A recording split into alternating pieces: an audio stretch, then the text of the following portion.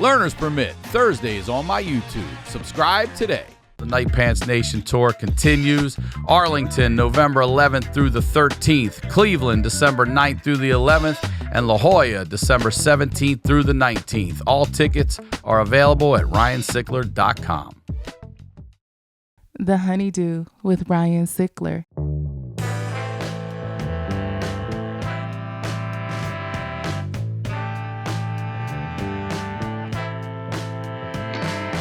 Welcome back to the Honeydew, y'all. We're over here doing it in the Night Pants Studios. I am Ryan Sickler, ryansickler.com, Ryan Sickler on all your social media.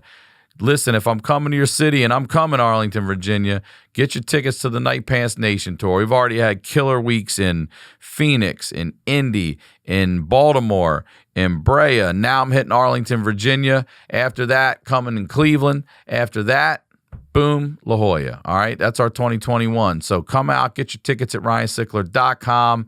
And thank you again for your support for this show. I love seeing this thing grow.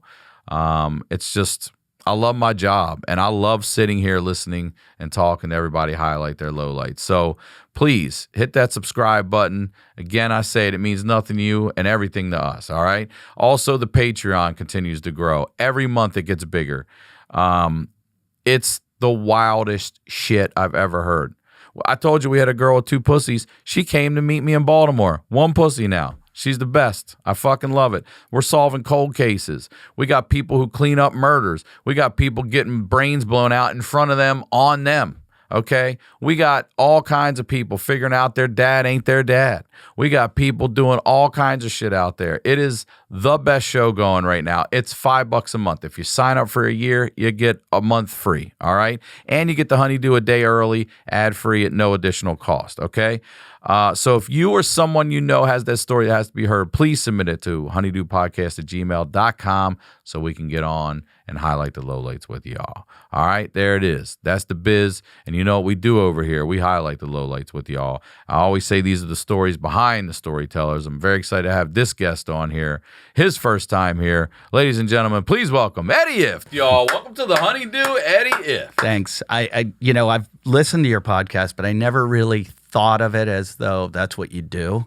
And I was like, when you were like, hey, what do you want to talk about? I'm like, there's so many. Well, I get some people like, we can just talk about whatever. I'm like, nah, that's not this podcast. We're not talking about whatever. We're talking about some of the worst shit that you've had in your life. I'm generally a happy person. Yeah, you always seem happy when I see you. And I feel like I've been very lucky. I've had a very good life, but there are many. I'm getting old. I've had a lot of. How old are you now? Just turned 50. Did you really? Yep. Oh, congrats, bro. Yeah, 50. All right. Yeah. You look fucking great, dude. Yeah, I told somebody the other day, they go, how old are you? I go, 38. And they didn't flinch. Nothing. They didn't go, oh, come on. They were just like, and I thought it was kind of funny. And then I was telling my wife that today, and my wife is not even 30. She's 37. And when I said it, I was like, oh, this must be weird to her because, she is. Right, yeah. She's like, no. And I'm like, I'm old. Well, before we begin, promote everything you'd like to promote, and then we're going to sit down and chat it up. Love the promotion part. This is my favorite part. No, I am on tour starting this week. I go out every single weekend until mid-February. All right. And I am in a different city every week. It's all at eddieif.com. I am from Anchorage, Alaska, down to Key West, Florida. I am covering the whole country and have to make up for the last 15 months. And I'm also shooting a special on January 22nd at the Irvine Improv in California. So that will be my new special, which tentatively is going to be called Man-Child. And it's about how I basically want to keep living as a child and never take anything seriously. Peter Pan it. I am Peter Pan. I don't want any responsibility. I just want to have fun. Well, let's talk about, because you want to talk about something very specific. I say some people come in with a life story. Some people come in and talk about a specific struggle. But this one's interesting to me because it's a career thing. Yeah. So tell me, what happened? Things are going well enough. And we're talking about in comedy, or was this the shift to get into comedy? Life was hard for me up until comedy. like nothing came easy for me. I was a failure at pretty much everything. What's some of the things you tried that you failed at? Like school. If I was going to be the bad at it, I'd be the worst. Okay. Like I was kicked out of grade school, high school, college, everything. You were for what? Oh yeah. What? Grade school, they said I took a wig off a nun, but I didn't. No, I didn't do it. But that's what they said. They said I did because to this day, everyone still says I did it. Even kids that were there. Like Eddie F did it. And I'm it's like, that like Berenstain Bear thing. Yeah. What is it? The Mandela and effect? I have no problem saying it was Mark Drischler did it. Mark Drischler did it. Fuck you, Mark Drischler. Yeah. Mark Drischler did it. Probably still has that wig. And I remember when it happened, I was like, we were supposed to do it together. And I wasn't man enough to do it. Mark was like, and I think Mark was kind of an orphan. And I was like, come on, you won't get in as much trouble as I will. Yeah. You're not. I have people who love Because we me. had gotten in trouble prior to that. I went to a Catholic school. We had gotten in trouble for one day our teacher said, hey, we're going to make this, we're going to all divide up in groups and we're going to make an organization and you're going to run your organization. What it does, it's going to be like religiously affiliated and blah, blah, blah. Forget what class it was. So me and my friends made this is 8th grade. We made the Christian United Nations together. I spelled it in my head, cunt. And we were the cunts. You're the cunts. And we had our emblem was a triangle with lips in the middle. Come on, man. No one caught this. I swear to God. And our teacher's name was Sister Colette, who we used to constantly call Sister Clit. We would, like, you would raise your hand. You go, Sister Clit, Sister Clit, Sister Clit, Sister Clit, Sister Clit. And she was mean. She was an evil woman. Yeah. Evil. And she'd called us all Bud. She'd be like, Bud, Bud, Bud. And I just hated being called Bud. I remember one of my friends was under his desk. She slammed the desk on his hand. She was just very mean.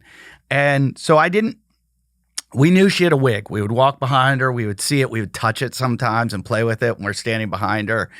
And we're like, what's longer hair? Like, is it longer? No, wig? it was a big curly gray wig. But with the habit, or like no, she didn't wear a habit. Okay. But I think that's what happens is they wear habits for so long. It kind of makes. Look, I know now this was very cruel and mean. Like I was a little kid, didn't understand that. I realized it was mean right after it happened. I'll tell you that. But I saw that. Like we just joke. We call her Wiggy. Like that was our nickname for her, Wiggy, and everybody's like Wiggy. So the whole thing was like, we're gonna take Wiggy's wig off, and we're gonna run it up the flagpole. That's what we're gonna do. So we had a whole plan. We left our bikes outside. We're gonna ride away on our bikes, and so we waited for the day to do it. And everybody talked about it. It was like build up forever. And Mark, I can't believe he did it to this day. That he had the balls to do it. He ran up behind her. I think I distracted her or something. So I was involved. But he did it, and he ran away with it. Like he snatched it off her head? Yeah, and he got on his bike and he rode away. I actually got on the bus. It gets worse. Got on the bus. Let me get on the slowest moving fucking thing. I gotta wait for. I got on the school bus with my brother and 2 girlfriends of mine. And the girls had brought eggs on the bus, and we egged the crossing guard on the way home. So this is just shit. Terrible. Listen, I would have been right back there throwing them with you. Yeah. That's how we so were. they were like double yolk eggs. And, yeah. and his name was Mr. Krustofik. And we called him Mr. Krustafuck. And this is Catholic school. This is Catholic schools. And like, so he worked our lunchtime. He was our recess kind of like guy that oversaw us. And he was, you feel like these guys are authoritarian and they're mean and everything. And so then at like the second or third stop of the bus, there was an intersection and he worked there crossing it. And we just windows down, just egged. This is after the wig incident. But I remember after the wig came off, I was like jumping up and down the streets laughing so hard. And a girl who I kind of like didn't have a crush on, but like looked up to and respected and, great family, everything, who was a friend of mine, just came up to me and like shoved me and was like, why would you do that? Like, that was terrible. And everybody else was laughing. And she kind of like gave me this eye contact where I went, and I just felt so small. Like, why was I involved in this? And So they said that I was too immature to go on in school. So they sent me back to 8th grade again. No. Yeah, so you had to repeat 8th grade for that? I had to repeat 8th grade. So I went to a public school then for 8th grade. They were gonna. Oh, that's not when the military school thing happened. They were gonna send me to that school. We're about not to talk about anything thought you were going to come in here. Military school. It's like therapy All right, for me. so I've never gone to therapy, so podcasts for me are therapy. Yeah. So you got, excuse me. So now you're in a public school, repeating the 8th grade you just were in. And my mom said I never brought a book home, and I was like, why should I? I already did this. And when they had parent-teacher conferences, they called everyone in. You know, like all the parents would come in, and you would go room to room and meet with each teacher. My parents came home from the very first parent-teacher conference and said that like there was like a special room that all the teachers came to, and it was just my parents, and they sat around them, and they were like, they met your parents. Yeah. I wasn't meet the teacher night. Yeah. It was meet Eddie's parents. My dad goes, the janitor and the cafeteria lady are there. Like, they're like, the janitor's in like, there. The crossing guards in here. They're like, this kid's, they thought there was something like seriously psychologically wrong with me. So they said he can't come back. I remember my mom crying. My mom coming home and crying. It made me so sad because I actually liked the public school and I liked all my friends. And she's like, they don't want you back. Like, you can't come back. And I was like, well, what are we going to do now? And my dad's like, I'll tell you what we're going to do. And my dad was like, you're going to go to military school. You went from Catholic school to military school. Yeah. And I got scared. I was like, I don't want to go to military school. I don't. And so I threatened my parents. I was Where is this? What state is this? So I was in Pittsburgh, but they were going to send me to Valley Forge Military Academy in Philadelphia, where they filmed Taps. Yep. And I had just remembered the movie Taps because my Timothy Hutton, right? Yeah. Great movie. Yeah. Great line from that. Sean Penn, when he auditioned for Fast Times at Ridgemont High, and the director asked him what part he played in Taps, he goes, I was the conscience of the film.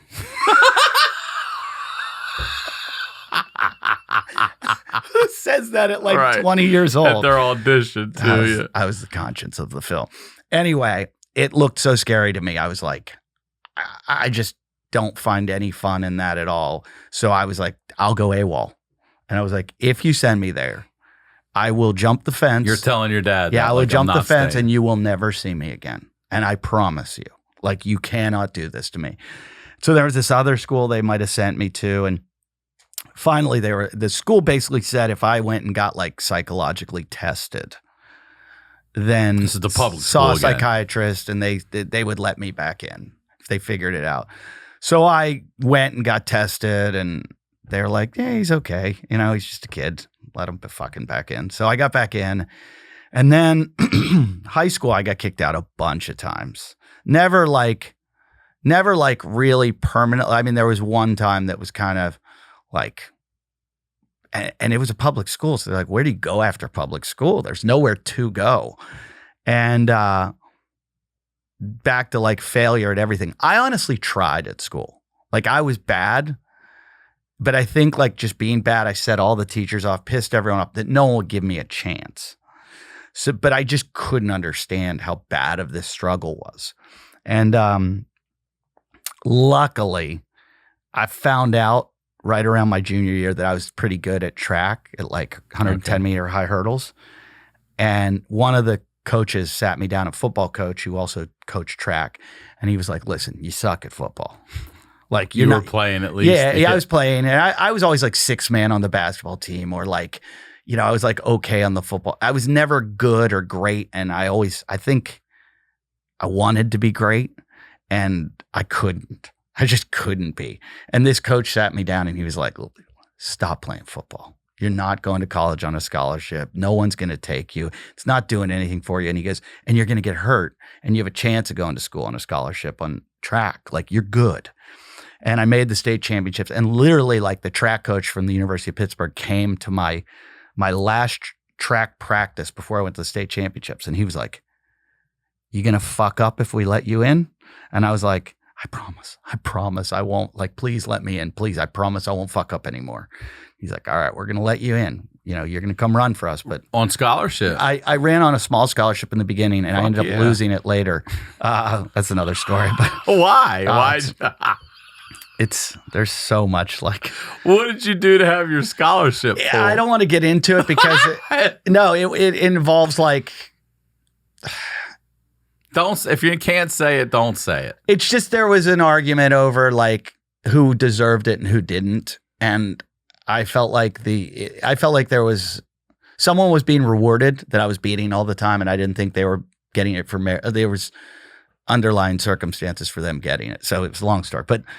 But college, the whole time I was running track, I was in a fraternity, just getting drunk every fucking day, and I wasn't still going out and I wasn't smoking. doing well at track because I was like time to party, and so I wasn't focused because I there were like 2 people at my track meets. I'd go to track meets and there'd be like 2 people in the crowds, and I'm like, there were more in my high school track meets. This sucks. Yeah. And I'm riding a bus, and I was the only white kid on the team, and they were like abusing me for a while, and then I got to be really good friends with all the guys on the track team, but I just liked partying more. I was like, I'm going to party all the way through college. So I got kicked out of college for starting a skydiving club, and You started a skydiving club? I started the Panther Skydiving Club.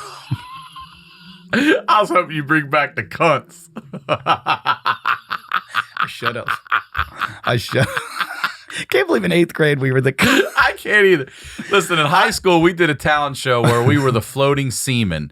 SEAMEN, okay? And we wore No one caught you? No one caught it. No, we had a wave across the whole front of the fucking stage that said the floating seaman. And we wore with 4 of us, we wore like those orange life preservers, no shirts, and a pair of shorts, and did a routine to Super Freak, literally like 5 days before MC Hammer's version came out. We couldn't even get over it, and no one ever fucking caught it. But it's on VHS somewhere out there. The floating seaman, yeah. There's so much innuendo But it with wasn't kids. the cunts. I mean, in 8th grade, we were at least, I think we were seniors. We had a group when I was a freshman. No, I think it was the seniors showed up at a dance one time, a Halloween dance, dressed as ghosts, but they were clearly Klan members. like clearly. What's that patch on your ghost outfit right there? I mean, the pointiest hood just looked exactly like a Klan outfit. And I remember them catching them and saying, no, like this is back in 1990, or 1987 or something. And they were like, no, out. And they're like, we're ghosts. We're ghosts. And they're like, no, you're not. Get the fuck out of here. But they never caught the cunts. Oh, actually, she did. Sister Colette caught the cunts. She took us in the hallway. She lined us all up in the hallway, made us sit, close the door, everybody else in the room. She's like, I've been a registered nurse for 70 years. She was so old. She's like, I don't know how many years. And she's like, and you think I don't know what this symbol is? Because it was a triangle with lips in the middle. I didn't even know what it was. One of the other guys drew it, and I'm like, I've never seen a vagina. Pussy lips on a triangle. Yeah. I love it. And she's like, if you don't think I know what this is, and I know what you're doing.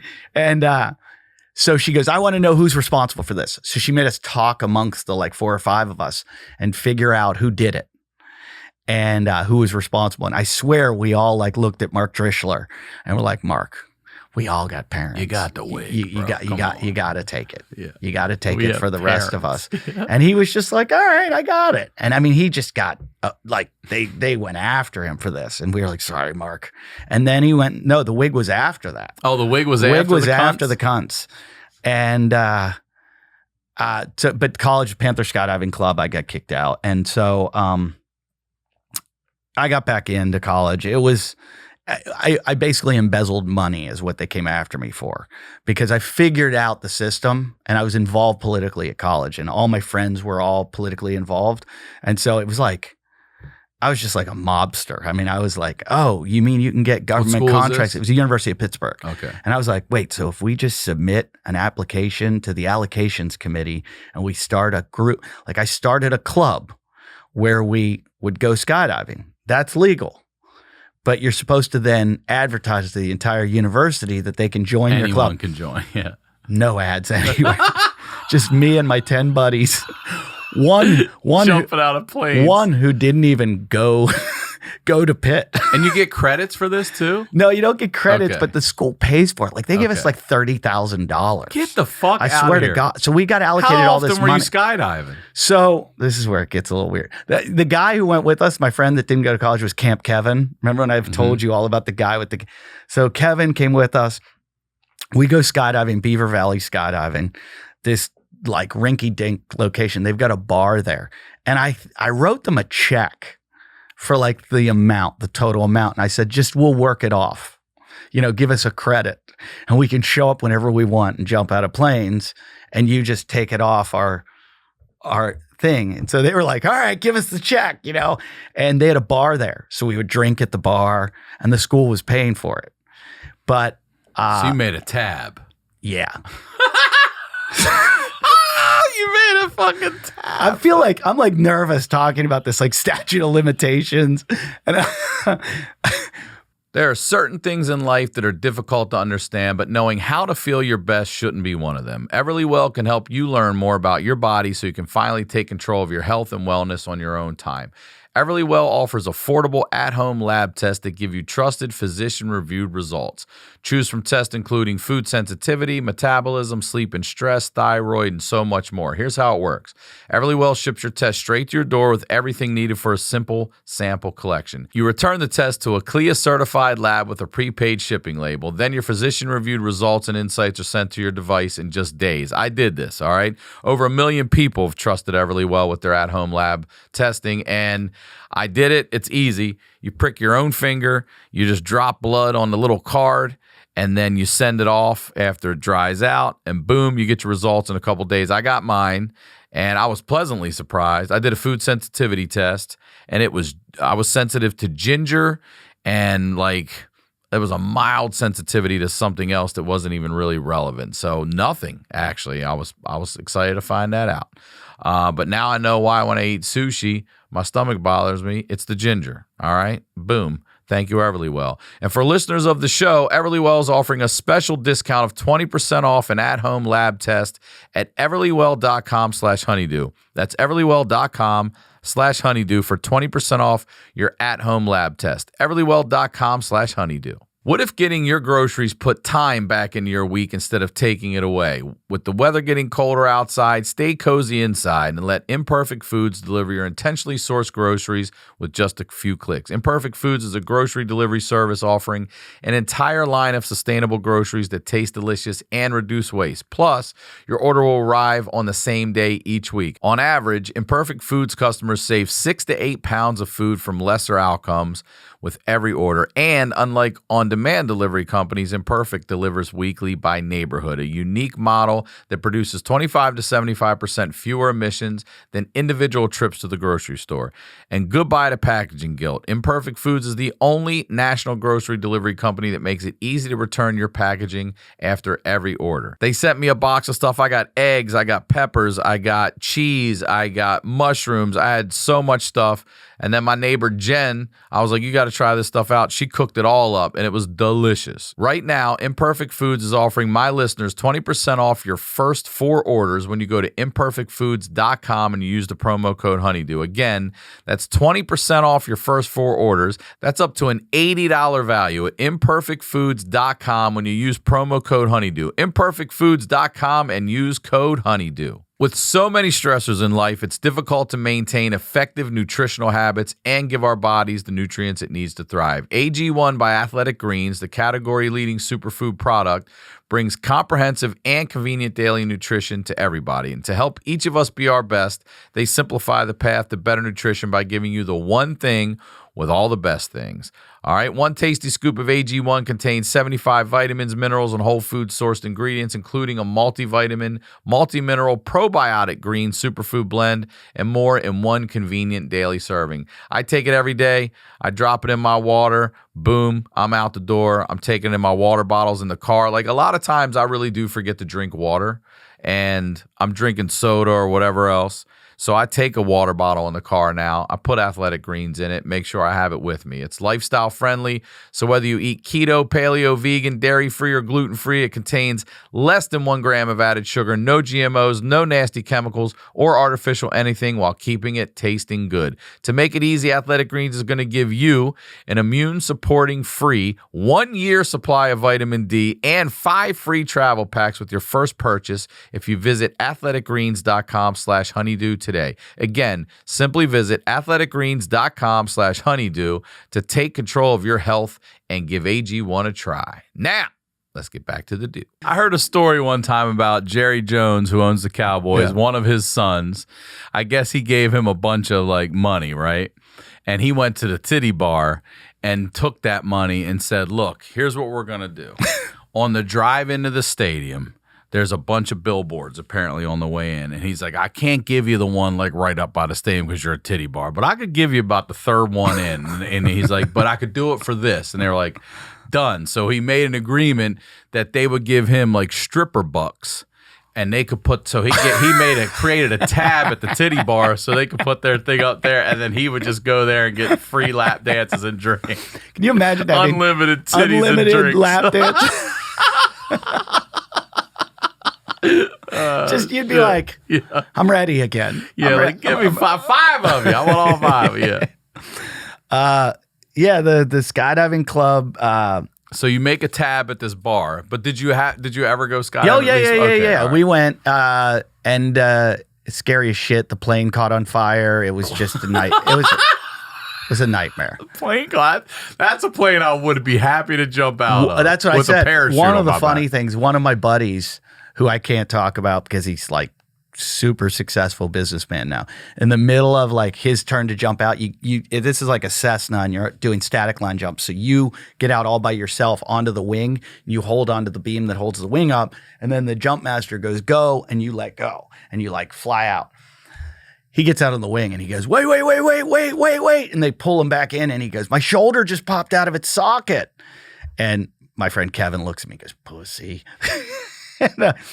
and they go, oh, well, we're sorry, dude. You know, like, we're going to have to go into emergency procedure. And he's like, huh? They're like, we can't land with you in the plane. It's too much weight. The plane can't land with all this weight. It can take off, but it can't land. So we're going to need you to sit right on the edge and just roll out, like hold your shoulder and roll out. And he's like, but I can't. It hurts too bad. He's like, just hold your shoulder into place. He's like, you're going to roll out. He's like, the chute will open. And he's like, and see if you can then direct yourself down by grabbing the toggles, you know. So my friend's like, he's like, you have to. So he's like, 3, 2, 1. My friend goes out. And the guy looks at me, the jump master, and goes, works every time. Yeah, I was going to say, what plane can't land with one person in it? One person. Yeah, he's like, nah, it can only be the pilot when we land. This plane's good for taking off, but not landing. So what happened was I had literally the editor of the newspaper on my skydiving club. I had the president of the student government board. I had you had the head of the allocations committee.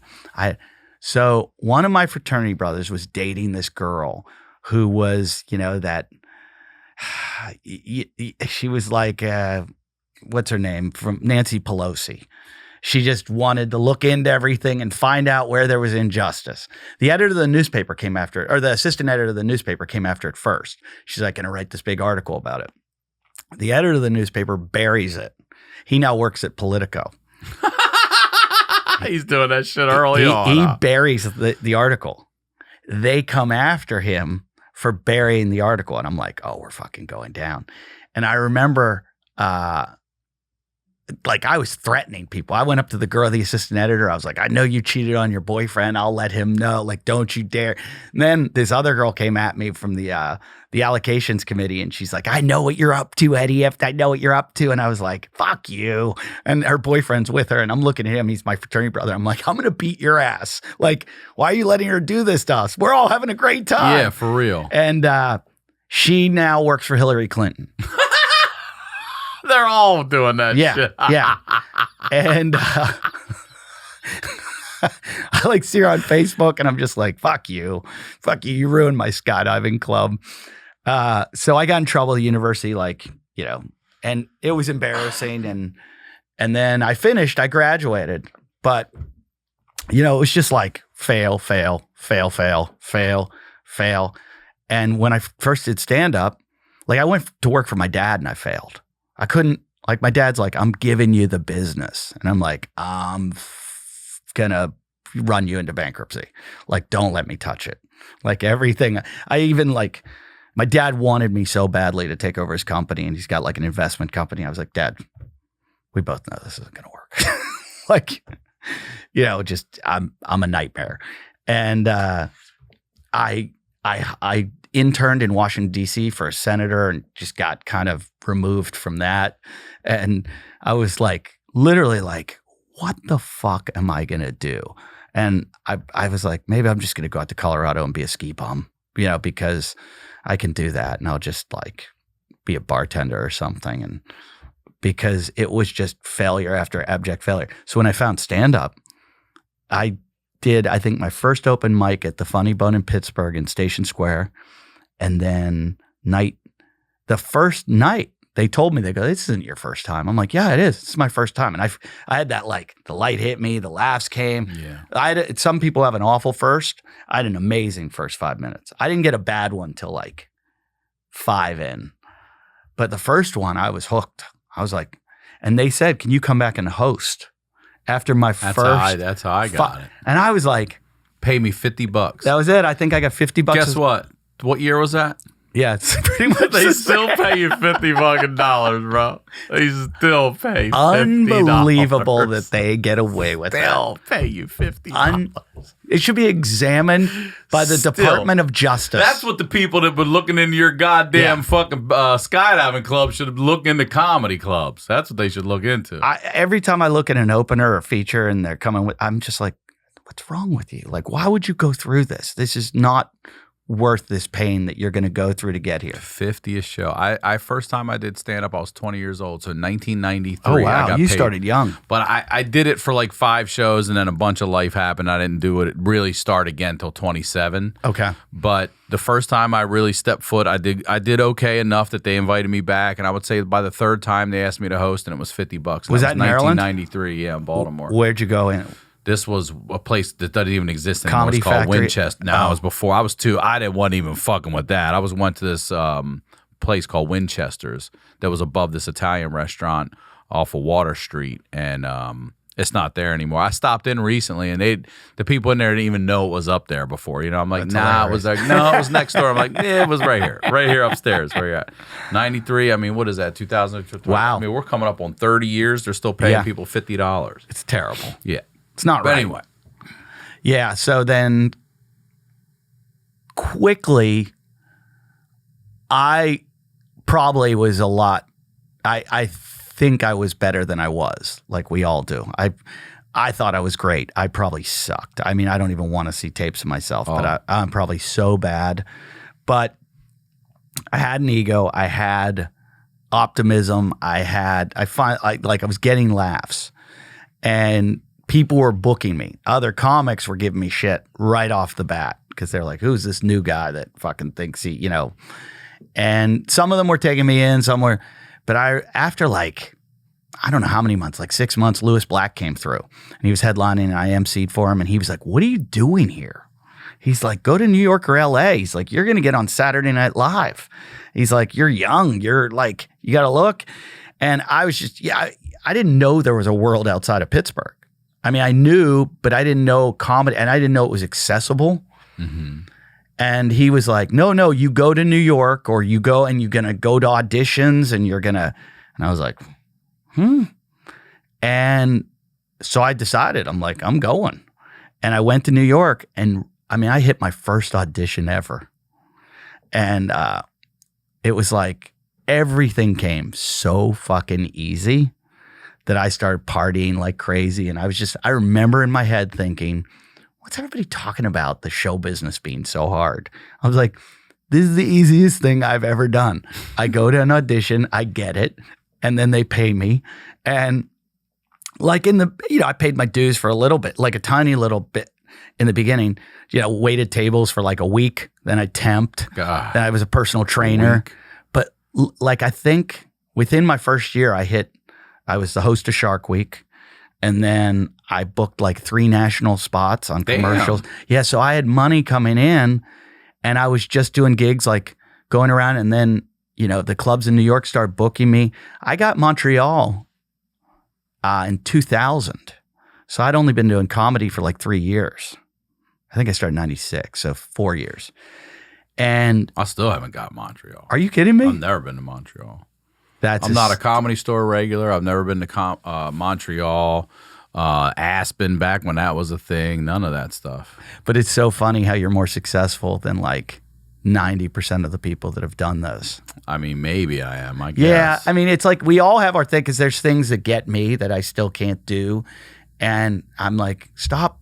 Like, I try to just be grateful for what I have. But it takes you years of being in this business to also realize, that's just not for me. Yeah, but like Dane Cook and what's his name? Louis C.K. were never Comedy Store regulars. Right. Yeah. I just remember how many people Esty passed on at the Comedy Cellar. How many people, what's his name? I can't remember his name. At the comic strip was like the hardest thing, and everybody got fucking axed there. And then there were people that you're like, how does he work here? So it's just, it's so subjective. Yeah. But so things were moving swift and quick for you, and you thought it was going to be easy. It got so easy. I swear to God. I've never had a run where I thought that at all. Like you realize now, though, right? Obviously, with hindsight, that you're lucky to even have that run, something like that in this business. Oh, fuck yeah. But I had no idea. Right. I was driving. Which might be the best way to do this anyway. I was driving fast. I was drinking all the time. I was driving so fast when I'd be out driving around, like 140 miles an hour, whatever, like that. I just felt like I needed a buzz in life, because that wasn't even doing it anymore. Like I started booking stuff and I was like, this is so easy. And I started going out on movie auditions. I get callbacks on this. I got a development deal. I had a development deal. I got put on a show on VH1. I got a pilot sold to FX, and I had a pilot with Comedy Central I was the host. That's a good 10 years. It all happened in like a year. That's insane. And it all crumbled within 6 months. And when I say crumbled, why? It fucking...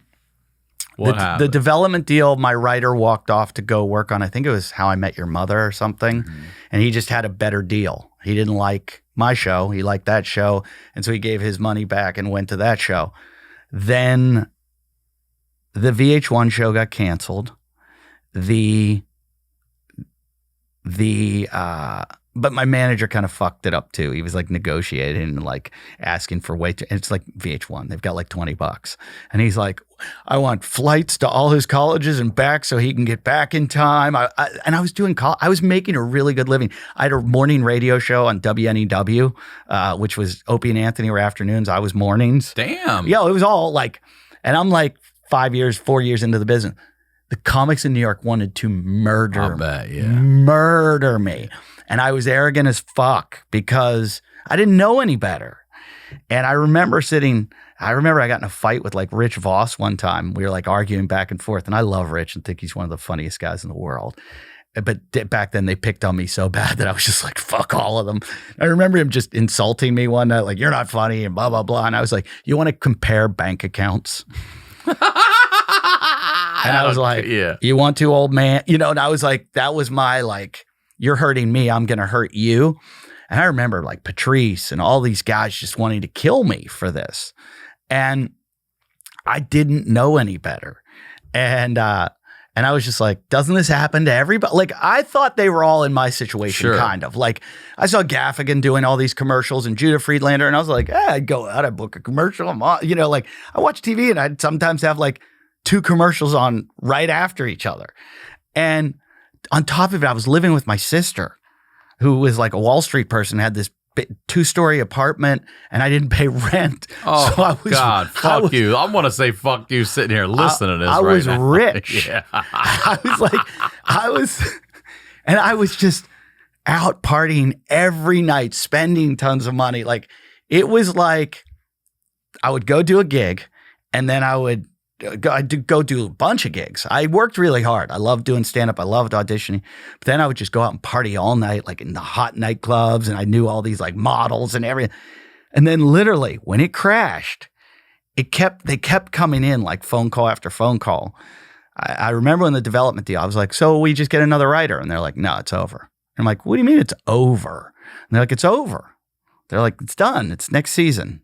And I was like, well, I still got all these other things. And then I get a call like VH1 canceled that show. And I was like, okay, I still got my pilot with Comedy Central. And they're like, Comedy Central is not picking up the pilot.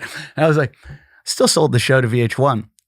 The show we sold to FX was a show about sneaking into places called Balls. Mm-hmm. Me and a bunch of friends made the show where we would gate crash things. 9/11 happens. Oh, yeah, that ain't happening.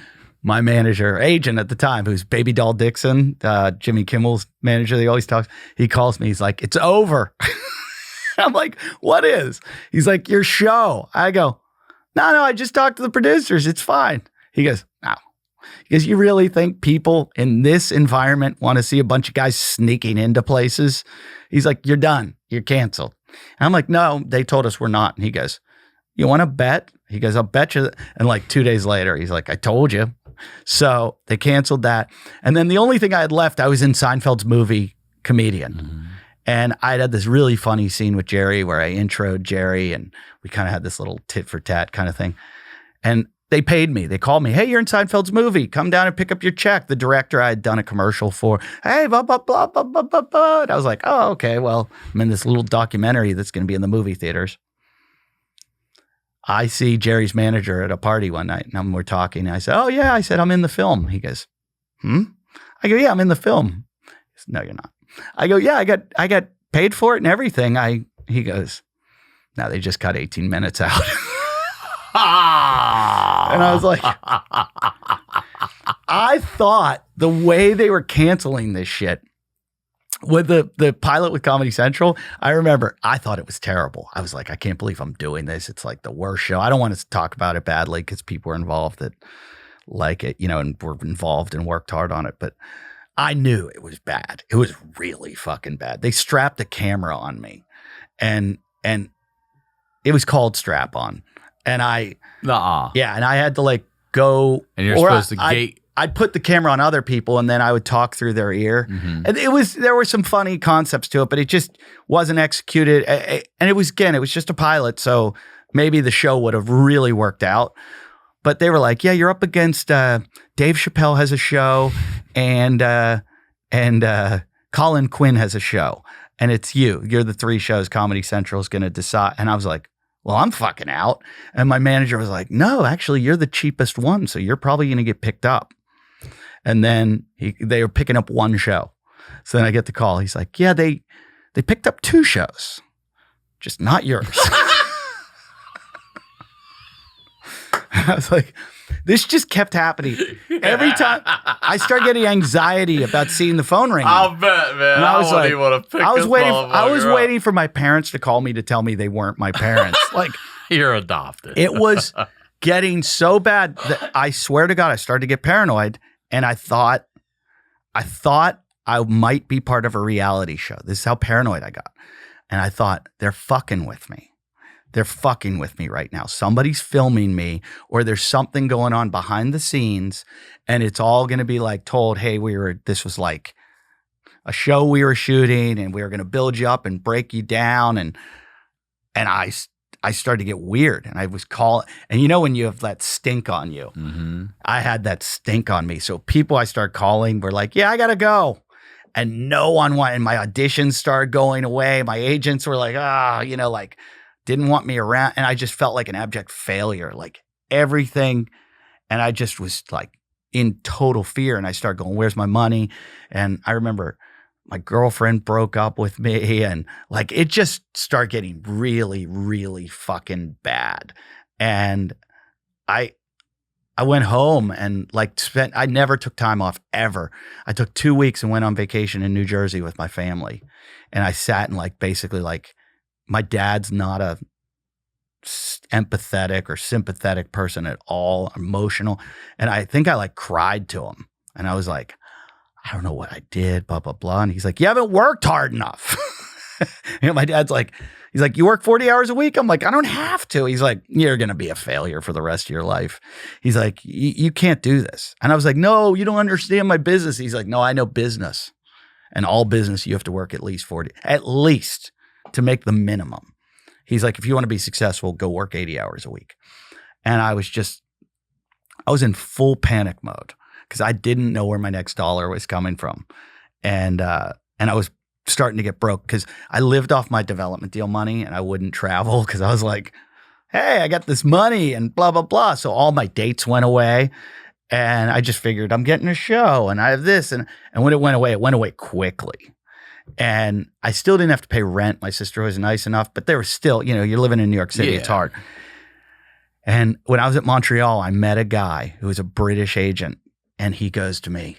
He was like, came up, he's like, hello, yeah, I find you very funny. And I was like, oh, well, thank you. And I kind of mocked him. And he was like, would you like to come do some shows in England? And I was like, no, I would not. I'm going to be a Hollywood superstar. I don't know if you've heard. And he was like, well, here's my card if you would ever like to come. And I was sitting just losing my mind. And I picked up his card and I called him on the phone and I was like, hey, dude, I remember his name. His name was Danny Julian. I was like, can I come to England and do some shows? And he went, sure. I'll have this guy call you back with your dates and blah, blah, blah.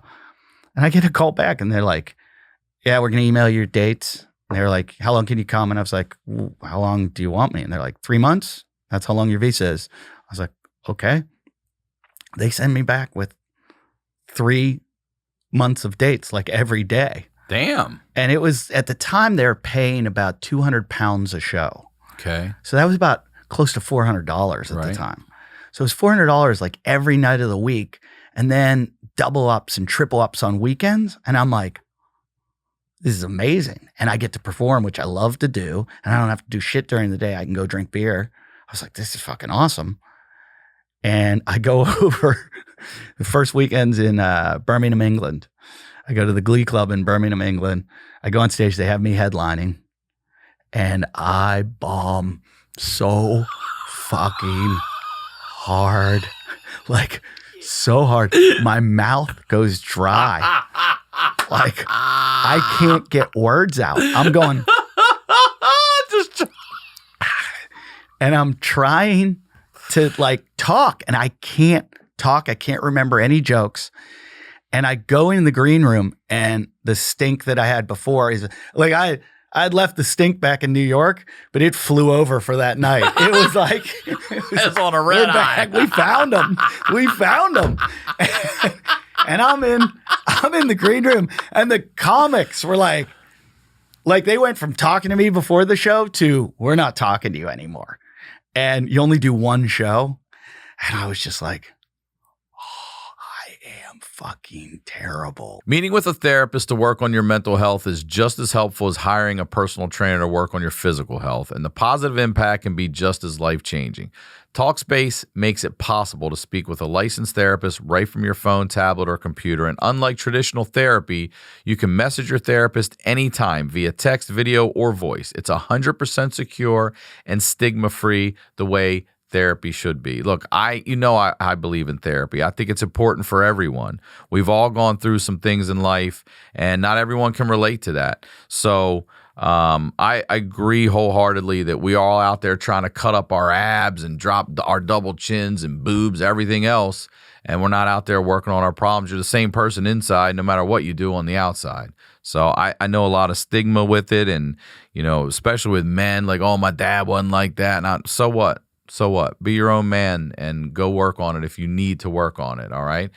At Talkspace, your privacy and security are their number one priority. The app puts you in a private room with just you and your therapist. You can send messages 24/7 and get replies throughout the day. No need to wait for a weekly appointment. Talkspace's encryption and added security features keep your conversation fully protected. Join Talkspace today and start moving forward with a single message. Just visit Talkspace.com and get $100 off your first month when you use the promo code HoneyDoIt sign up. That's $100 off at Talkspace.com. promo code Honeydew. The holidays are almost here, and for all of you who are trying to figure out what to get that person who means so much to you, I've got the perfect gift. Enzo rings. Look, these are it right here. These are stylish silicone rings with a soft, flexible fit. I'm wearing one right now. They're so much more comfortable and safer than wearing a metal ring, especially for anyone active or who works with their hands a lot. Comes in this cool little case like this.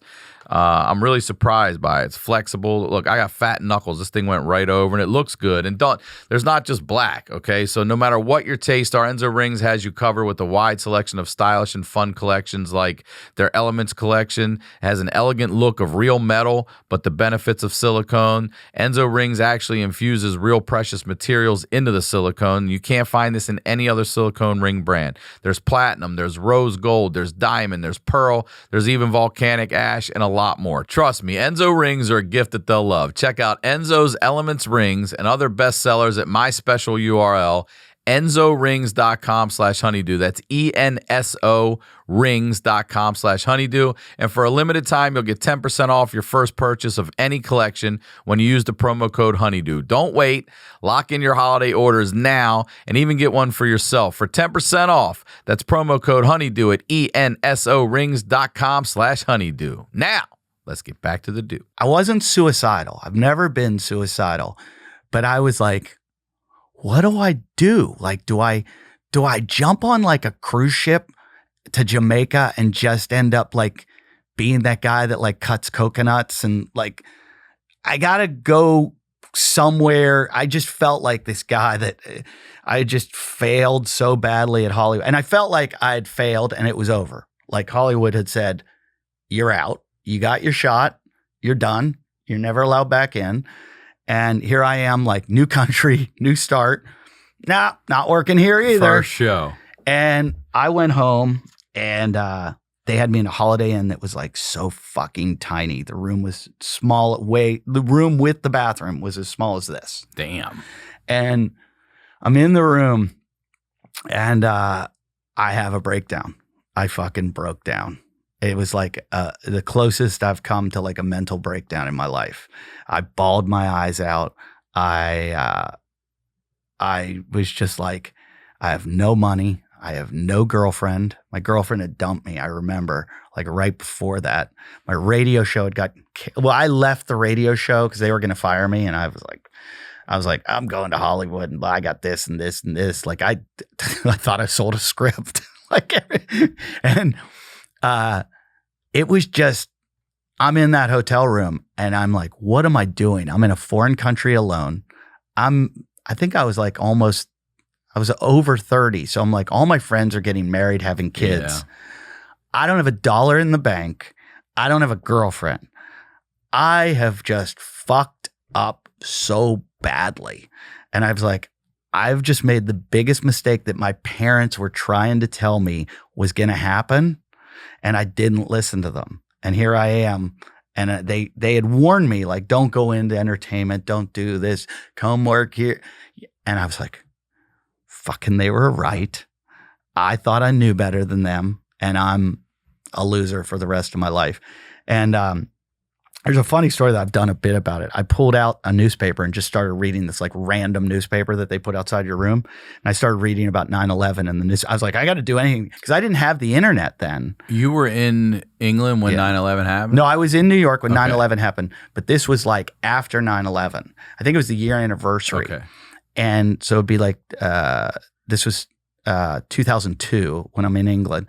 And I'm in this hotel room in Birmingham. And I pull out this newspaper to just read it to get my mind off my nervous breakdown. And I read this article about, it was talking about all these people that died in 9/11 as the year anniversary. They interviewed this one guy that lost his wife who was a flight attendant. And he said, I'm reading the article. And right away I went, all right, time to screw my head on straight. Here are these people that have like the most horrific thing that's ever fucking happened. And I'm complaining because a bunch of people booed me. They did boo me off. You've actually booed? They booed me off the stage. They booed me off. Oh, it got louder and louder and louder. Did they say boo? What's a boo sound like with an English accent? I'm pretty sure it started as hissing and then it went to booing. And then it went to just me slithering off stage. Oh, shit. But I'm like, I don't have it so bad. You know, like I got to put my head on straight. Yeah.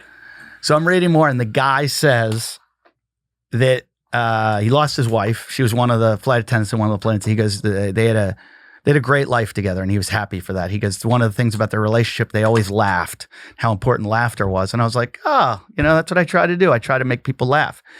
And then he said, their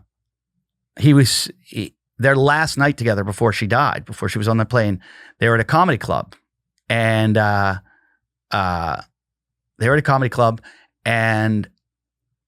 he said he was just glad that they had that night together because she was laughing so hard, tears were coming out of her eyes. And he had mentioned that he was stand-up New York because I think she flew out to Boston, then flew back. I forget what it was because I think she was on the flight that came from Boston. And he said he was glad that they had that night together because that's what he'll always remember is just like her laughing. So I had a Palm Pilot at the time. I open up my Palm Pilot. I'm on my manager at that time was Kerry Hoffman from Stand Up New York. I worked his club constantly. And I'm like, Stand Up New York? I always work Stand Up New York. Yeah, that's weird. They were there. I open up the date. I worked all 3 shows. Hell yeah. And I'm like, This is great. And I don't believe in I believe in coincidence. And I'm like, wait a minute. This could be like something from that, something saying. It's bigger than a coincidence. Yeah. I'm like, this is a sign that something's like that this is, and then I just started to gain perspective. I'm like, You weren't like, his wife's dead, my career's dead. Yeah. I should just wrap this shit. I'm killing people. Not only is my career dying, but anybody that sees me is dying. The last club I played, I found out the Glee Club at Jongleurs burned down, or at Birmingham burned down after I left. Everybody in it. No, I was like, it honestly was that little thing that I went, okay, change your perspective. It's not about the money and the success and the partying and the girls and the fucking this and that. It's about, why did you start this? I honestly wanted to make people laugh. I love making people laugh. That's why I did it. So I was like, just fucking make people laugh. And I was like, that's all this is about. And I don't give a shit if I make another $1. I don't give a fuck about whatever it is.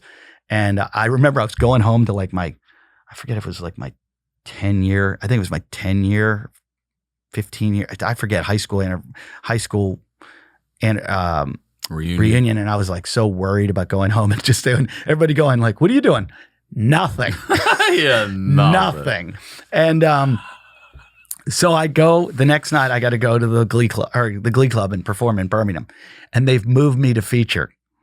They've bumped me down from headliner. No. And I find out all my dates have changed now that I'm no longer the headliner. After one show. Yeah. And I'm like, and they were like, oh, it's okay. You're still going to get paid the same amount, but we just think maybe it'd be better if you go on before and I was like, oh, fuck.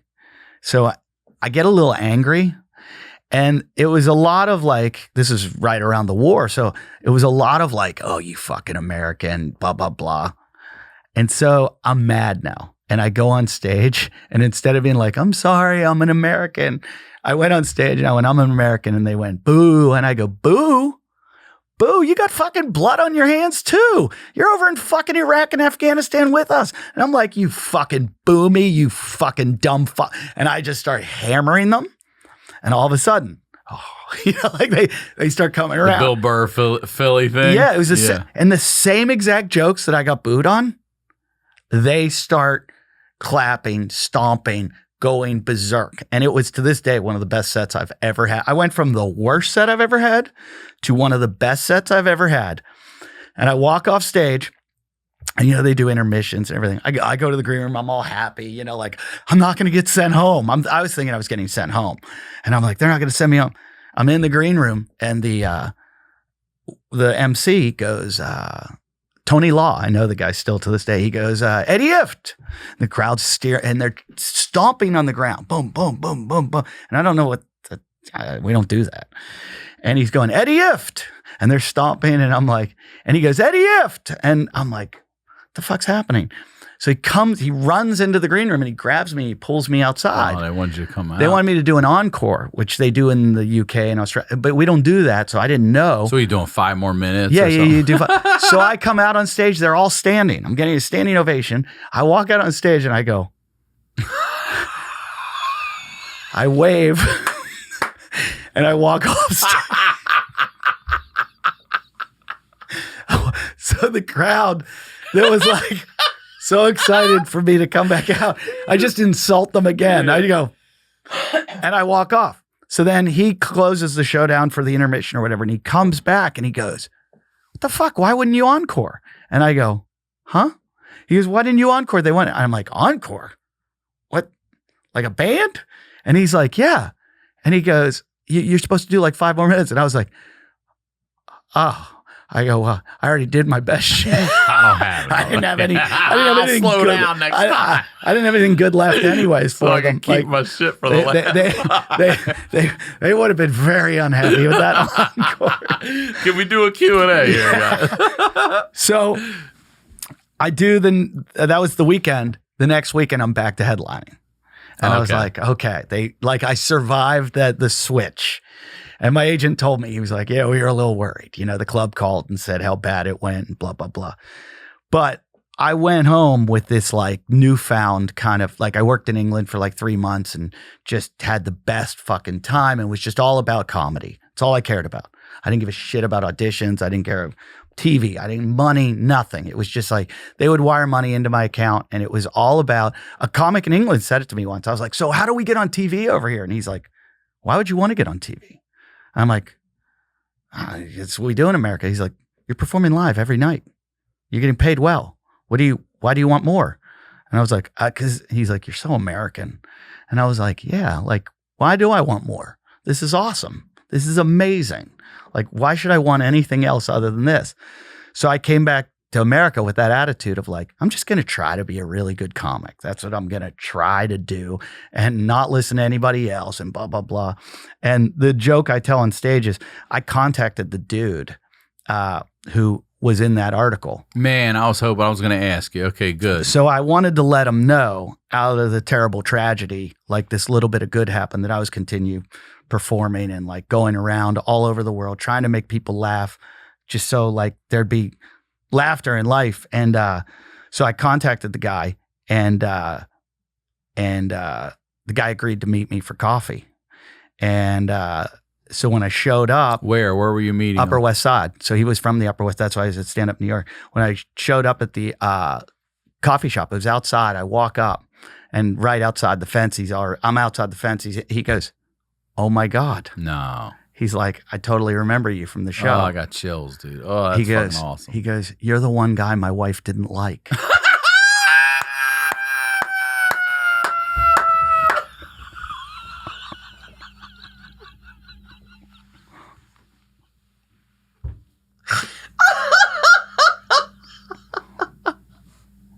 Oh, well, whatever. It changed your goddamn life. You're the one. And I was like, she was probably at the like early show. I'm better on the late shows. Oh, Yeah. man. Yeah. And you know what? It hasn't gotten any better. I mean, I've had ups and downs since then, and it still happens. It's like, I mean, we all know. I always think back to, I don't know if you've seen her documentary, but the Joan Rivers documentary. Yeah. There's 2 moments that really stand out in that. One was she had her like day runner and she would just show like months of blank pages. And then the other one is I still laugh about it. It's one of the funniest things. It was her manager at the time was saying that he also had managed Richard Pryor.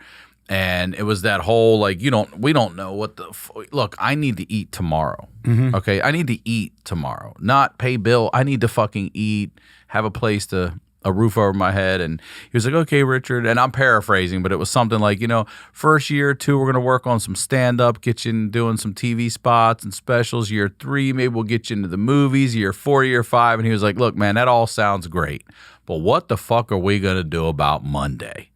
And it has just, I'm like, yes, that is the hustle mentality. Like, Yeah, and all that sounds fucking great, but what are we doing about Monday? I felt like everyone I worked with in this business was like that too.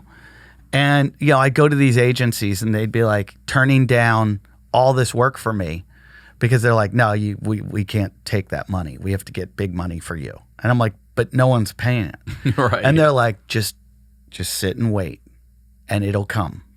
Be patient. And I'm like, I can't fucking be patient. Yeah. And then they're like, you got to stay in town for the auditions. And I'm like, I can't. I got to go to this gig. I got to go get this.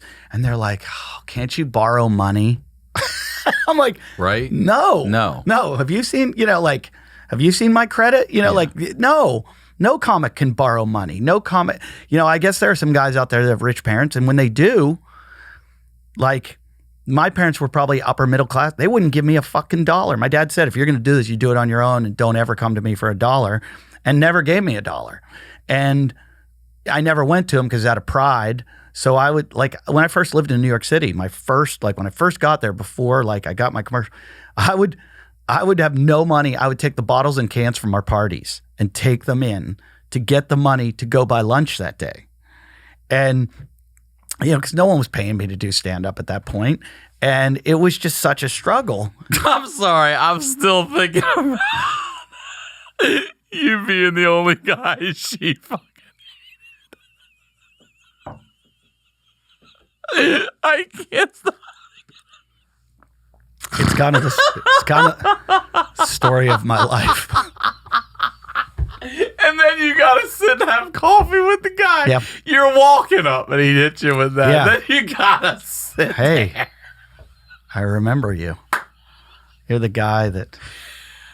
Yeah. Dude. All right. First of all, thank you for doing this. All right, thanks for having me. Thanks for letting me get the therapy. You got it, brother. I do want to ask you, it's your first time here. I ask everybody advice you'd give to your 16-year-old self. Like, knowing what you know, what we just talked about now, going back, what would you definitely tell 16-year-old Eddie Ifft? It's funny you asked me because when I leave here, I've got a phone conversation with a friend's son who is 15 years old who wants to be a comedian.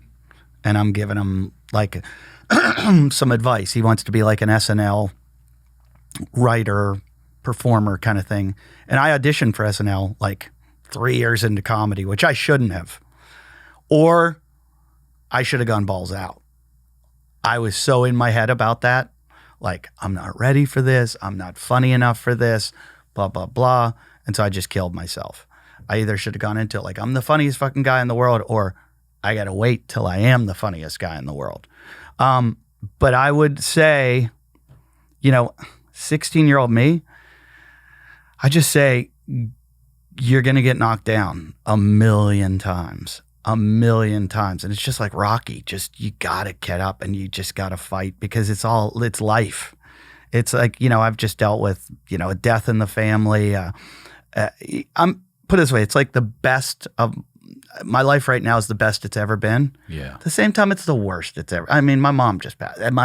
But I love my wife. I love my kids. I love where I live. I love my friends.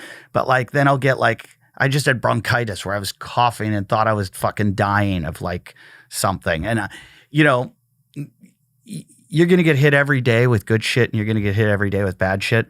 My dad always says life's running hurdles on a treadmill uphill. Amen to that. And if you stop, the hurdles are going to hit you and knock you down. So you just got to keep jumping over them. And you're just going to be at a level. And wherever that level is, just be happy at that level because the levels are going to change. And if you decide you can only be happy at a high level, then you're going to be fucking miserable. Yeah. So find happiness wherever you are and just get ready for struggles and get through them because the good times are going to come back again. And it's going to go good. It's going to go bad. It's going to go good. And, you know, this business, just keep flipping over the stones because who knows? This shit didn't even exist when we started. Yeah. That's all right. I never knew. I never wanted this. I kind of love this for a reason, for that. But it wasn't what I wanted. So I still sometimes have that mentality of like, when am I getting my sitcom? And I'm like, it's not coming anywhere. The last development deal meeting I went on, in the middle of it, they looked at me and they went, "Is it a deal breaker if you don't star in the show?" You mean in the Eddie If story? Yeah. And I was like, so I'm out.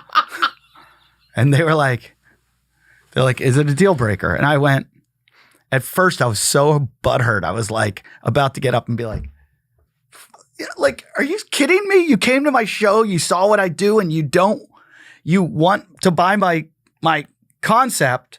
You don't, it's me. And then 2 seconds into that, it quickly kicked in. I'm like, wait, you mean I'm never going to have to study lines? I don't have to put makeup on. I don't have to sit in a trailer all the time. Oh, yeah. I was like, you just gave me my dream job. And I was like, I call it mailbox money. and I said, I go, "Oh, it's kind of a deal breaker if you make me be in the show." I was like, can we do it that I don't want to be in the show? And they were like, yeah. And then afterwards, everybody's like, hold on, slow down. And I was like, no, I really don't think I love hanging out with my kids, and I don't want to be away from them all the time. And I don't want to, I don't want to miss out on life. Yeah. I would love to make a great TV show, but I don't want to be on set 24 hours a day and filming and going into late night. I go, I don't enjoy acting enough. Yeah. So, well, dude, thank you for doing this. hey, thank you. I love it. I love your show. Promote everything you'd like. Yeah, go. My special. Come to the taping, Irvine Improv, January 22nd. Tickets are going to go on sale soon because I got to fill it for 2 shows, and that's a big room to do it. And then my newest album's out. It's called Sweet Home Alabama, and it's available on YouTube and everywhere else, iTunes, Amazon, and then also my tour is at eddieif.com. So I'll be everywhere. And if you're into working out, I do a podcast called Wadcast. I know I don't look like it, but I do. I work out constantly. I'm hurt always. All right, brother. Thank you. Hey, thank you. Again, Thank you. Thanks for having me. You're welcome. And as always, Ryan Sickler on all social media, ryansickler.com. We'll talk to y'all next week.